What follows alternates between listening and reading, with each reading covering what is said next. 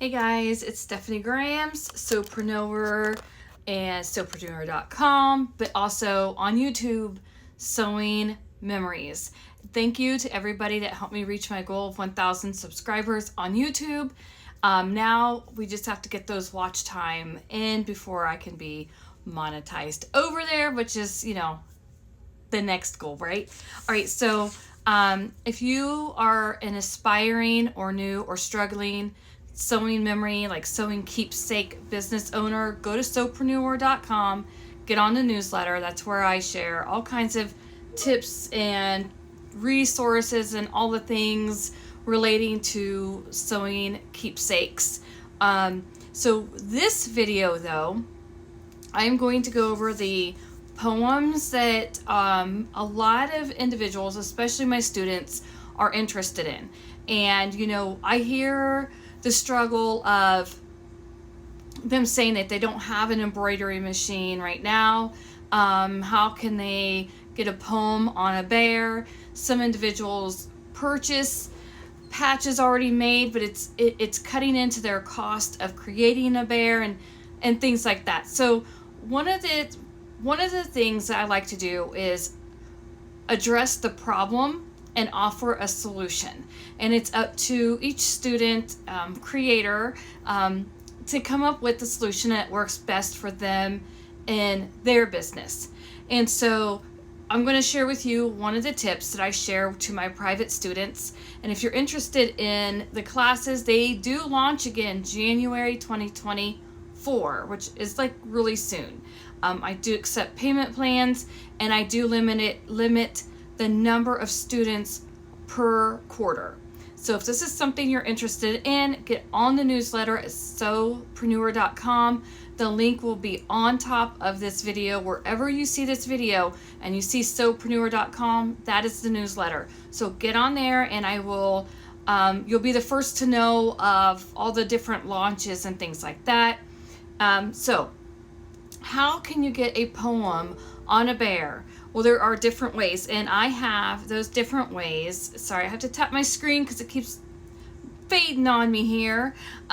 Let's see, we have 1, 2, 3, 4, 5 different ways you can add a poem to your keepsake. I see Memory Bear, but keep in mind, it doesn't have to just be the stuffed animal teddy bear. It can be the t-shirt quilts, the baby blanket quilts, pillows, any stuffed animal. So basically a keepsake. But I usually say Memory Bear because it's the most popular, most requested keepsake to be made.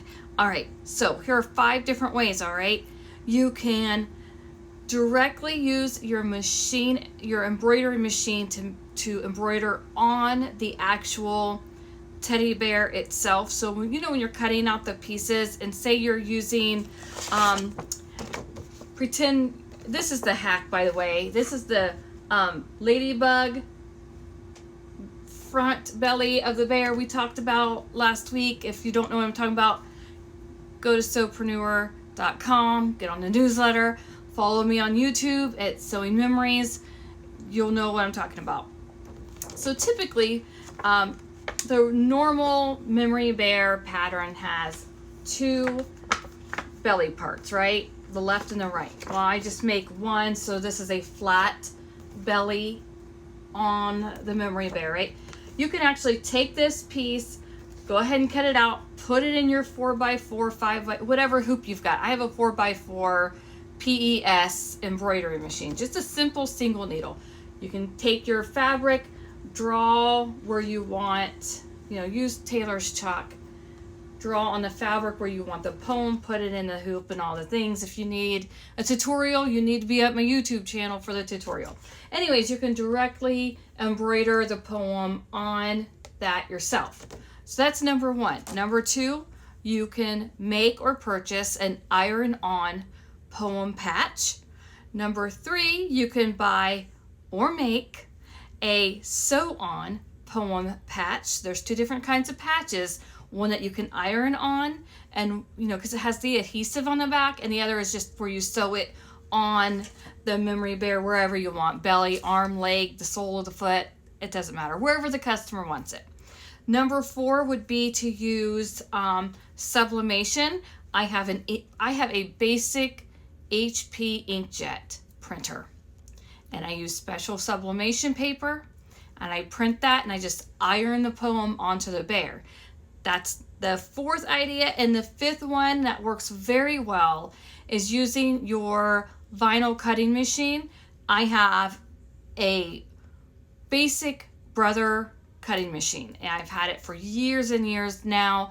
I just use my SVG files, and if you need some, you need to be on YouTube, because the link to the SVG files will be below this video, okay? And be on the newsletter. I will send the links directly to you for some of this stuff, okay?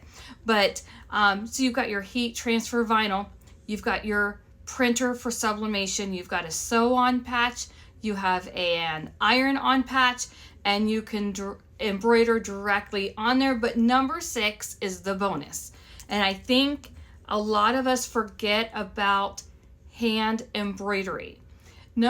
So hand embroidery, it takes more time, and you need to be pretty good at hand embroidery. It's not impossible. I learned how to hand embroider when I was 7 years old. That's 40 years ago. Well, okay, 41 years ago. And so I like that slow stitching. I like that.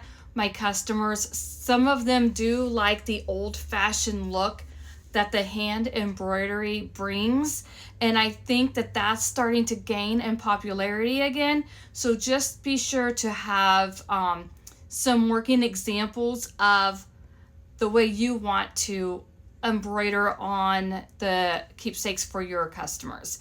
So if you only want to do one particular embroidery, show your customer what it is you do. Only show them what you are comfortable with doing. Don't go copying everybody else and copying your competitors and things like that. Don't do that to yourself. You want to be unique and still offer really good services. So only do what you've practiced and you know you're really good at doing. Remember, you're never behind. You're right where you need to be today. One of my favorite little Bible study ladies is always reminding us that you're never late. You're always on time. You're right where the Lord wants you at that moment. And so I pull that into my business. Sometimes it's really, really easy to get sidetracked because you see somebody else doing more and being in the news more and things like that. Well, that's the worst thing you can do for yourself and for your business. Stay focused. Know where you're going. Know where you want to go. Know where you're at today, and move forward. And that's one reason why I did create a planner, and I wrote the very first book for this industry, and you can get it pretty cheap in my Etsy shop. I have it as a PDF. You can download it, read it, make notes in it. All of my students get a copy because we go through that as well. So get on the newsletter, subscribe to my YouTube channel, and let me know how your business is going. Be sure to share me with your sewing friends. Bye, guys. Have a great day.